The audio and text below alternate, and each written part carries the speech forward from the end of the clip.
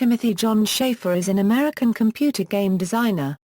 He founded Double Fine Productions in July of 2000, after having spent over a decade at LucasArts.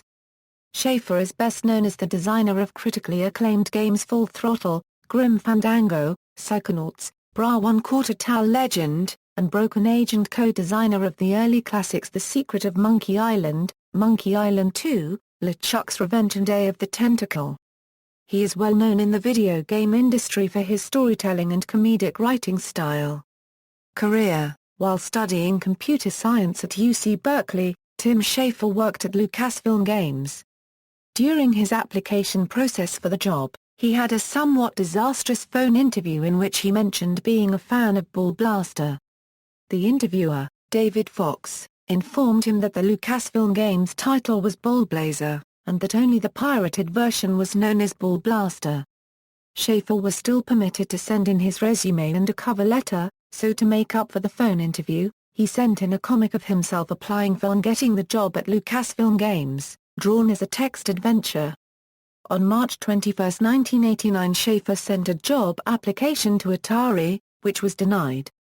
Atari stated that they had no available positions at that time, and that he would be reconsidered depending on their needs in relation to his experience and skills. After play testing the Indiana Jones and the Last Crusade action game and assisting with the NES version of Maniac Mansion, Schafer was assigned as a writer and programmer to the production of the pirate-themed adventure game The Secret of Monkey Island. According to series creator Ron Gilbert, Schafer and fellow writer-programmer Dave Grossman were responsible for about two-thirds of the game's dialogue. Monkey Island is noted for its humorous story, though it was originally conceived as having a more serious tone. Schafer and Grossman wrote much more humorous placeholder dialogue, which persuaded Gilbert to turn it into a comedy. The Secret of Monkey Island became one of the most acclaimed games of its kind. The same team created the sequel, Monkey Island 2, LeChuck's Revenge. In his first lead role on a game project, Schafer co-designed Maniac Mansion, Day of the Tentacle, a time-travel comedy adventure and the sequel to Ron Gilbert's Maniac Mansion. Schafer's first solo project, the biker adventure Full Throttle, was released in 1995. He went on to design the highly acclaimed Grim Fandango, a noir adventure game set in the Aztec afterlife featuring characters similar to the Papier Mâché car copyright skeleton decorations from the Mexican holiday Dia de los Muertos. Grim Fandango won many awards, including GameSpot's Game of the Year award of 1998. Schafer worked on an unannounced PlayStation 2 action-adventure game at LucasArts, but it never entered production. He left the company in January 2000 to found Double Fine Productions, where he created the platform game Psychonauts. The game was first released on Xbox in North America on April 19, 2005. It won much critical acclaim, including a Game of the Year award from Eurogamer. On March 7, 2007, he hosted the annual Game Developers' Choice Awards. He later hosted it again in 2009. To coincide, Double Fine released a free Flash minigame entitled Host Master and the Conquest of Humor, a pastiche of Schafer's LucasArts games in which the player takes on the role of Schafer backstage at the GDC Awards. In fall 2009, Schafer completed a new game called Bra One Quarter Tal Legend. The game was released on October 13, 2009, on the PlayStation 3 and Xbox 360 consoles. In an April 2009 interview on The Jake Hall Show, Schafer had this to say about Bra One Quarter Tal Legend: "For Bra One Quarter Tal Legend, I've always seen this overlap between medieval warfare and heavy metal. You see heavy metal singers and they'll have like a brace around their arm and they'll be singing about orcs. So let's just make a world where that all happens.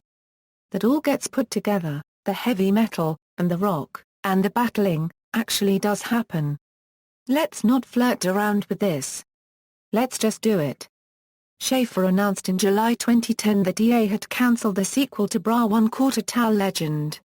Instead of Bra One Quarter Tal Legend 2, Double Fine had a period called Amnesia Fortnight, where the team came up with prototype games that could be pitched to publishers.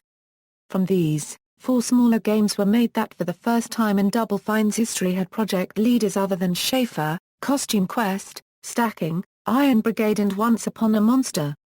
On February 1, 2012, Schafer returned to the role of director in Double Fine Happy Action Theater, a game concept he devised in order to be able to play a game with his 2-year-old daughter that she would be able to enjoy as well. On February 9, 2012, Schafer launched a crowd-funded project for an unnamed adventure game via Kickstarter.com. The game and accompanying documentary were projected to cost $400,000. Contributions exceeded that amount by more than 3 times in less than 24 hours, making it the first Kickstarter project to reach a $2 million figure, and the second most successful project on the website thus far. When the project ended on March 13, funding reached a level of $3,336,371 in Kickstarter with an additional $110,000 from premium pledges. Another title from the Amnesia Fortnite prototype session was developed into Double Fine's first free-to-play iOS title with funding from Dracordian. The game, titled Middle Manager of Justice, was accidentally released in all territories on September 5, 2012, but was quickly pulled. That build was later branded Beta, with the final release coming later in 2012. Like the other 4 Amnesia Fortnite titles, Middle Manager of Justice had a project leader other than Tim Schafer. At PAX East on March 24, 2013, Double Fine revealed the Kickstarter project to be Broken Age, Schafer's first adventure game since Grim Fandango. A remastered version of Grim Fandango was announced by Double Fine Productions in June 2014.